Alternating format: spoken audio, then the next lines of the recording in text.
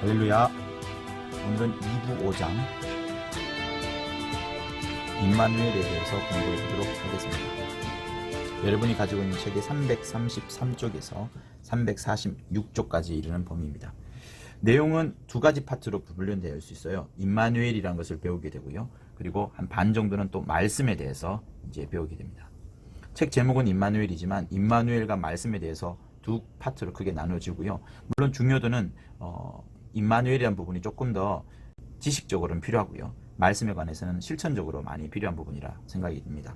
우리 함께 공부해 보도록 하겠습니다.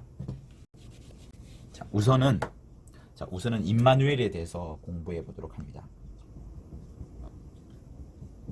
임마누엘은 하나님께서 우리와 함께 하시다 이라는 뜻입니다. 하나님께서 우리와 함께 하시다 라는 그런 뜻입니다. 보통 임마누엘 하면 가장 많이 예시로 드는 것이 동정녀 잉태와 이렇게 이제 성육신, 말씀이 육신이 되어서 오신 것에 대해서 가장 큰 주제로 다룰 수 있습니다. 그리고 시므온은 임마누엘에 대해서 출생의 비밀이란 말을 하죠. 그리고 이 출생의 비밀이긴 하지만 오히려 이것이 하나님의 진리라고 이제 말씀을 합니다. 그러면서 설명을 하시기를 가장 큰 설명은 하나님께서 우리와 함께 하잖아요. 우리와 함께 하는데 어떻게 함께 하시느냐? 곧 사람이라는 그 하나의 어떤 장치를 통하여서, 그래서 하나님과 사람의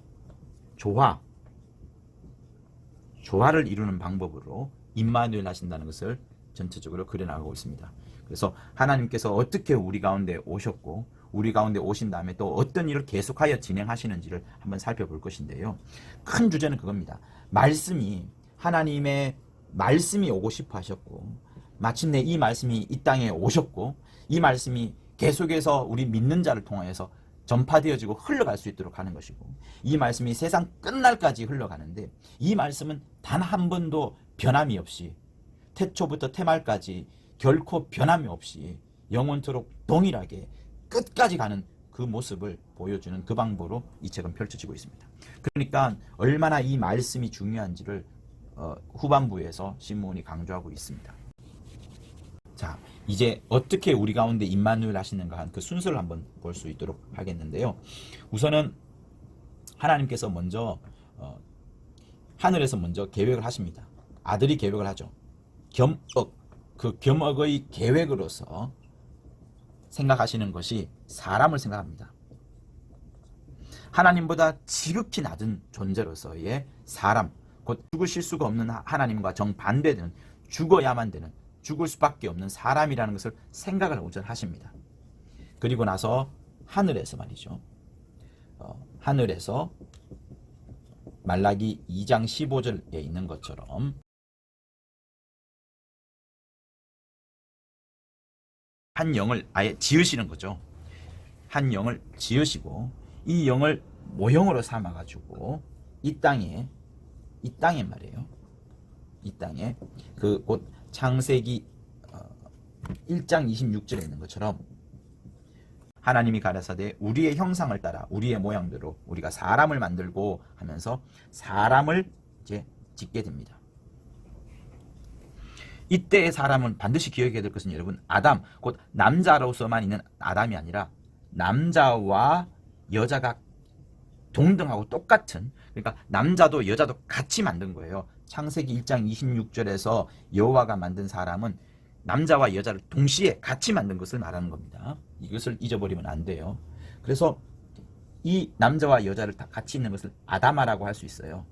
아다마, 흙으로 만든 자, 땅으로 지음 받음을 자, 이렇게 되는데 이 아다마 중에서 남자들 중에서 아다마가 남자와 여자가 같은 그룹으로 되어 있잖아요. 아다마 중에서 남자 중에서 이제 한 사람을 고릅니다. 그 사람이 누구냐면 아담이 되는 거예요. 여기에 여자는 없다라고 분명히 했어요. 여자는 없습니다. 자, 그리고 이 아담에다가 말라기 2장 15절에 있던 생기를 아담의 코에 불어넣으면서 생기로 넣습니다.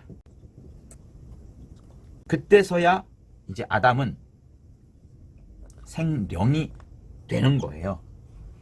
자, 이 과정이 어떤 과정인가 하면은 정자가 있잖아요. 사람의 남자의 정자가 난자라는 좀 더 훨씬 좀 큰 그 과정을 이렇게 가서 이 둘이가 이제 수정을 하게 되고 점점점 이게 세포 분할을 하면서 커지고 그래서 마침내 인간이 되잖아요. 그것처럼 땅에서는 사람이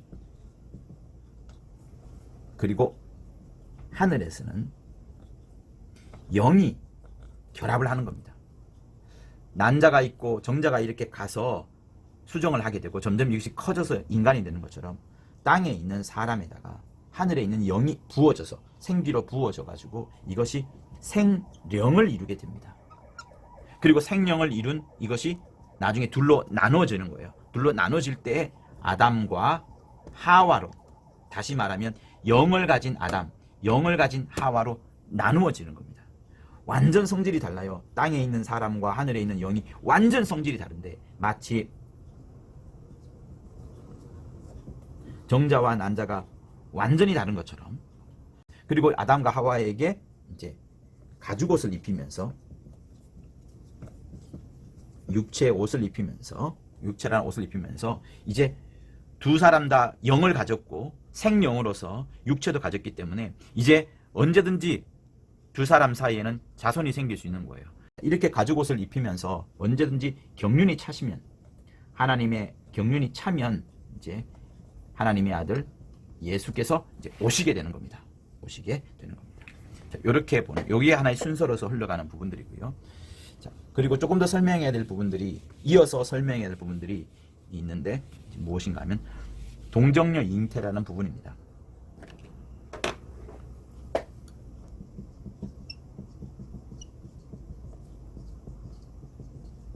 반드시 하나님의 아들이 이 땅에 오실 때는 동정녀 잉태를 통하여서 오십니다. 이것이 아니라면 말씀이 깨지는 것이기 때문에 불가능한 거예요. 반드시 필히 동정녀 잉태를 통해서 오게 되십니다. 그러니까 처녀의 몸에서 새로운 하나의 사람이, 새로운 존재가 나오기 때문에 이거는 생물학적인 잉태를 말하는 것이 아닙니다. 오히려 하나의 이상이라고, 기적이라고 할 수 있는 그런 이상을 말하는 거죠. 이 이상을 우리는 뭐라고 말해요? 바로 성령으로 잉태하신 것이다. 이렇게 우리는 말을 합니다. 이거는 사실상 상식을 깨뜨리는 겁니다. 우리의 모든 상식, 기본적인 이론을 깨뜨리는 겁니다. 그러나 이 상식을 깨뜨리는 것 선에서 중요한 것이 있기 때문에, 중요한 것은 상식을 깨뜨리는 것이지만 성령으로 이 사실이 믿어져야 하는 거예요. 믿어지지 않으면 그 사람은 구원이 없습니다. 반드시 예수께서 동정녀 잉태를 통하여서 오셨다는 사실, 하나님의 아들이 임마누엘 하실 때 동정녀를 통하여서 오셨다는 사실은 매우 중요한 거고요. 이것은 진리인 것이고요. 하나님의 비밀인 것이고요. 하나님의 진리인 것이고요. 출생의 비밀인 것입니다. 이것이 믿어져야 되는 거예요. 정말로 믿어져야 되는 겁니다. 상식을 깨뜨리는 것이기 때문에 믿어져야 하는 겁니다. 여러분, 정말 동정녀 잉태를 여러분 믿으시는 거죠? 자, 그리고 이렇게 동정녀 잉태를 통하여서 예수께서 오셨기 때문에 아까 우리가 요거 이전에 보았던 그 순서라고 썼던 부분에서 보았던 것처럼 말이에요. 말라기서 2장에 있는 한 영이 들어오는 그 과정처럼 영은 말이에요. 하늘에서 온 영은 아담 때문에, 아담이라는 그 육체 때문에 여자가 되는 겁니다. 여자로 나타나는 거예요. 아담이 없었더라면 영은 여자가 될 수가 없습니다. 여자가 될 수가 없기 때문에 하나님의 뜻은 이루어질 수가 없는 거예요. 아담이 있었기 때문에 영도 완벽한 하나의 자기 역할로 여자 역할을 감당하는 겁니다. 또 마찬가지로 남자도 말이에요. 원래는 흙입니다. 그러나 이 영이 들어옴으로 인하여서 영 때문에 혼을 생각하게 되는 겁니다. 혼을 고민하게 되는 것이고, 영 때문에 영혼에 가야 할 바를 이제 궁구하게 되는 겁니다. 영혼이 움직이게 되는 거예요. 그래서 이제 이후에 어떻게 됩니까? 흙은 사라집니다. 영혼은 사라지지 않지만 이 흙이라는 것은 사라지게 되고, 여자는 계속해서 남는데 언제까지? 오실 자, 오실 자가 언제 오실지를 계속해서 기다리는 겁니다. 이 과정 역시도 시몬이 말하는 정자와 난자의 관계가 똑같은 거예요. 난자는 정자가 올 때까지를 계속 기다리고 있는 것처럼, 그죠? 영은 예수를 모실 때까지, 우리의 영은 예수를 모실 때까지 계속해서 오실 자를 기다리는 겁니다.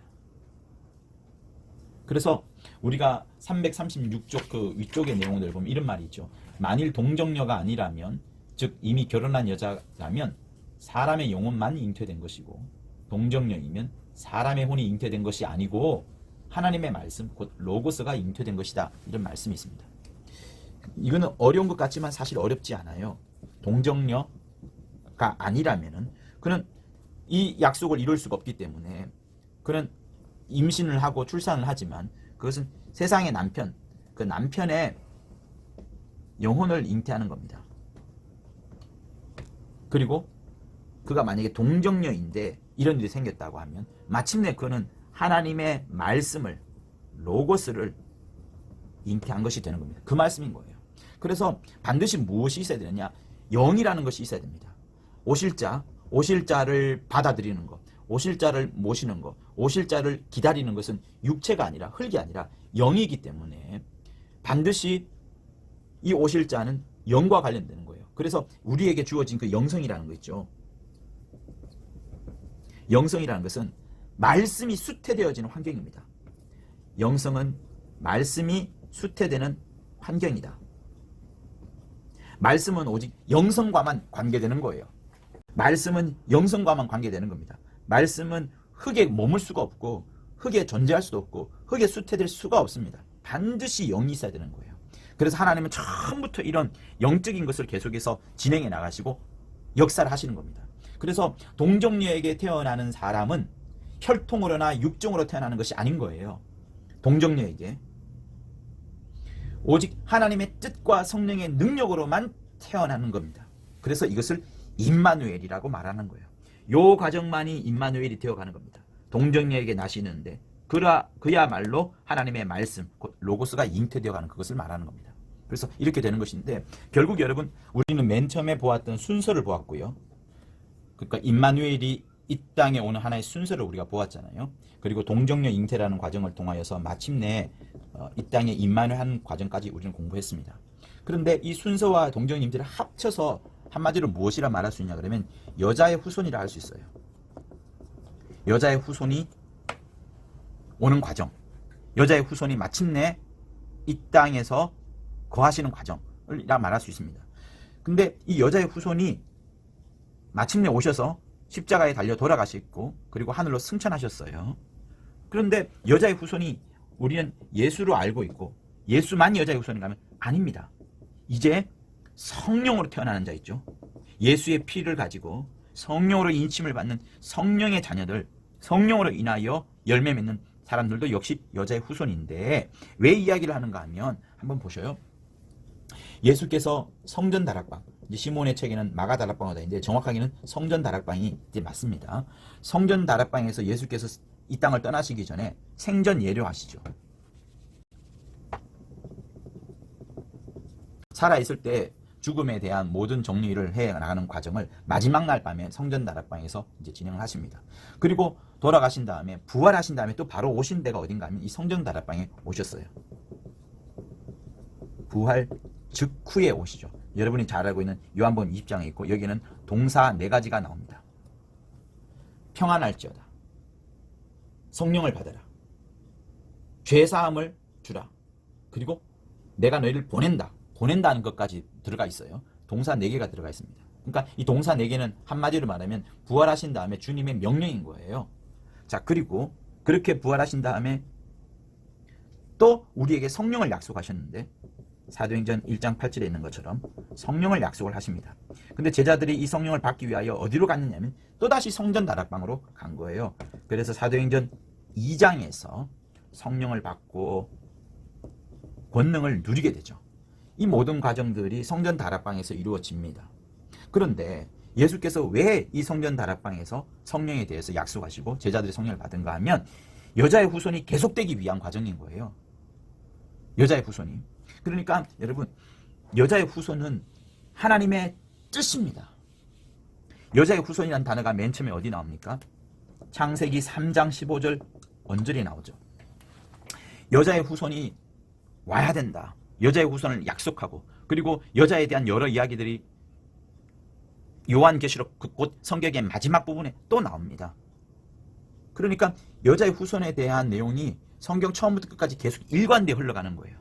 그러니까 여러분, 하나님의 뜻이 여기에 담겨져 있는 겁니다. 여자의 후손에 관해서. 그리고 이 하나님의 뜻, 여자의 후손이 오시리라.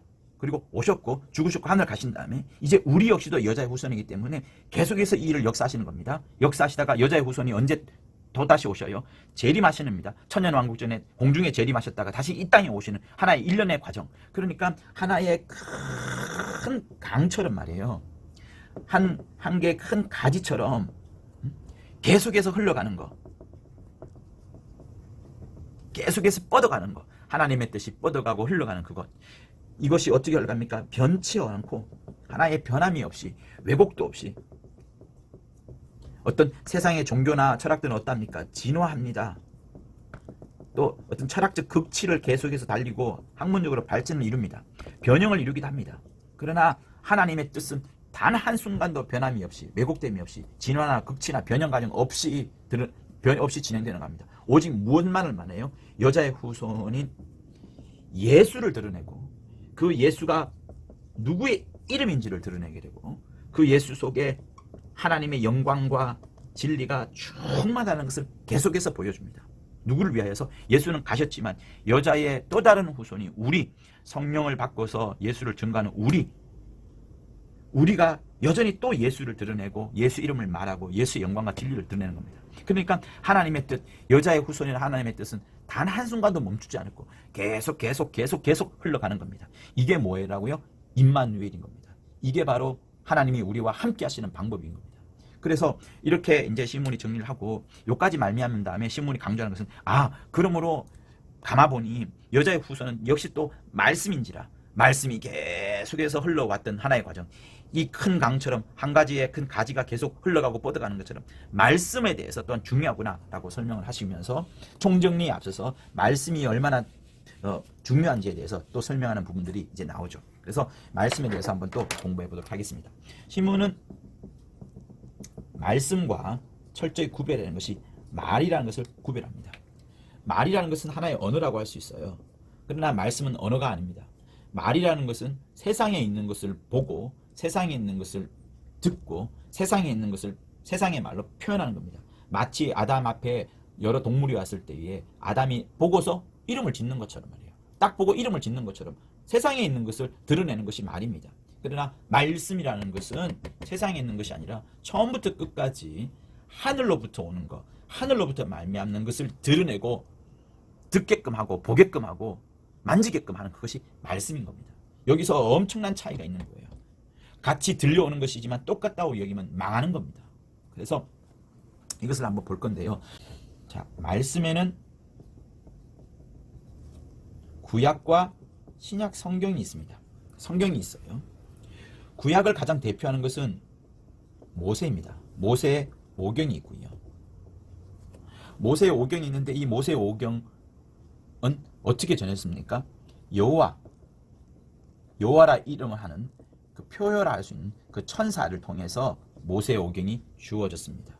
그리고 여호와는 오직 누구에게만 역사한다고요? 이스라엘 땅에만 역사하기 때문에 이스라엘의 하나님이신 겁니다. 그러나 이 여호와가 보이는, 눈에 보이는 많은 것들에 대해서 관여, 곧 창조에 가담을 했기 때문에 그는 눈에 보이는 어떤 것에 관해서, 곧 다시 말하면 우주에 관해서는, 우주에 한해서는 전지전능하다 할 수 있어요. 그러나 우주 밖에 대해서는, 우주를 초월하는 것에 대해서는 이 여호와의 천사는, 여호와는 알 수가 없습니다. 전지전능하지 않는 거예요. 그래서 모세에게 보여준 것은 요 범위 내에서만 보여주었고, 특별히 이스라엘에 관해서는 완벽한 하나님으로 직접 그들의 삶에 관여하고 말씀하시고 역사하는 것들을 많이 구약 성경에 보여주었습니다. 그래서 모세의 오경이 이렇게 나오고, 모세가 이것만 한 게 아니죠. 이제 중요한 성소 제작을 합니다. 이 성소 역시도 어떻게 제작하냐면 모세가 하늘에 있는 모형을 보고 성소를 제작하는 거예요. 하늘에 있는 모형을 보고서 성소를 제작을 하는 겁니다. 그만큼 하늘에 있는 것들이 우선인 것이고 그게 참인 것이고 이 땅에서는 그림자밖에 되지 않는 거죠. 그러니까 모세가 지었던 이 오경 역시도 하나님의 모든 것을 알려주기에는 상당히 부족한 겁니다. 그러나 이스라엘 사람들에게는 전폭적으로 하나님에 대해서 알려주었죠. 자, 그리고 말씀이 담기는 신약도 있어요. 신약 성경은 누가 쓰냐면 11제자가 썼다라고 할 수 있습니다. 이 사람들은 다 자법을 가진 사람들, 어부, 목수 뭐 등등 여러 가지 있을 겁니다. 그러나 특별한 직업이 있는 것이 아니에요. 이들은 무엇을 했느냐? 예수의 하시는 말씀을 보고 예수로부터 듣고 예수와 함께 체험하고 했던 모든 과정들을 신약에 기록해 놓고 있습니다. 특별히 복음서에 그렇죠. 여기는 그 자기들의 경험을 말한 것이지 상상력이나 어떤 이론이 담겨져 있는 것이 아닙니다. 복음서는 더더욱 그렇죠. 그러니까 있는 그대로를 보여준 거예요. 예수에 대해서. 자, 그렇게 된다면 항상 11제자들이 그렇게 예수에 대해서 보고 듣고 체험하고 있는 그대로를 보여주었던 것처럼 여러분 성찬과 침례를 예수께서 명령하셨습니다. 하나의 의식으로서. 성경에 이 두 가지 의식이 중요한데 성찬도 역시도 예수께서 가르쳐 주신 것이 있어요. 고린도 전서에서 성찬을 어떻게 진행하고 성찬의 의미가 무엇인지를 분명히 가르쳐 주었는데 이것을 이상한 식으로 해석하는 교회와 이상한 식으로 해석하는 이단 교회들이 있습니다. 분명히 고린도전서 11장에 있거든요. 그리고 침례에 대해서도 마태복음 28장 19절만 정확하게 꼼꼼히 읽어보더라도 세례가 아니라 침례라는 것이 분명한데 이것을 또 트는 사람들도 또 있습니다. 그러니까 우리는 어떻게 해야 돼요? 상상력이나 이론이 아니라 예수로부터 보고 듣고 체험한 그 사실을 우리 그대로 말하고 그대로 행하면 되거든요. 예수께서 물뿌림을 통하여서 요단강에서 올라오신 것이 아니고 반드시 물속에 들어가신 침례를 받은 것이라면 우리 역시도 그대로 해야 되는 게 맞는 거죠. 그래서 그런 하나의 순수함으로 우리는 성경을 대해야 되는데 그렇지 않다 그러면 많은 부분들이 빗나가게 됩니다. 자, 이렇게 구약을 통하여서도 말씀을 드러내고 신약을 통하여서도 예수를 보고 듣고 체험한 것에 대해서 말씀을 드러냈습니다. 근데 시간이 좀 흐르다 보니까 제자들이 깨달은 부분들이 있습니다. 특히 요한을 통하여서 정말 오래 살았던 요한을 통하여서 깨달은 부분들이 있어요. 그것은 뭔가 하면 말씀이 곧 하나님이시구나. 요한복음 1장 1절부터 시작하는 그거 가장 중요한 부분 말씀이 곧 하나님이구나. 그 사실들을 차츰차츰 깨닫기 시작한 겁니다. 그래서 마태, 마가, 누가에는 이런 부분들이 직접 기록되어 있지 않지만 인생을 오래 살았던 요한은 이 사실을 깨닫고 나서 특별히 모친 마리아로부터 예수의 어릴 적과 그 육신으로서의 함께 살았던 그 모든 부분을 다 듣고 나서 예수야말로 진실로 하나님이구나를 정말 그가 알게 된 겁니다. 그래서 유명한 말씀 있잖아요. 요한복음 10장 30절 아버지와 나는 하나이니라. 아버지와 나는 하나이니라는 요한복음 10장 30절에 대한 고백이 나옵니다. 이거는 태초부터 태말까지 단 한 번도 변함이 없는 거예요. 아버지와 나는 하나이다. 이 사실은 절대로 변하지 않습니다. 영원토록 동일한 겁니다. 변함없고 동일한 이 사실인 겁니다. 그리고 이 고백이 나중에 어디까지 흘러갑니까? 요한 1서 5장 20절에 예수는 하나님이시라.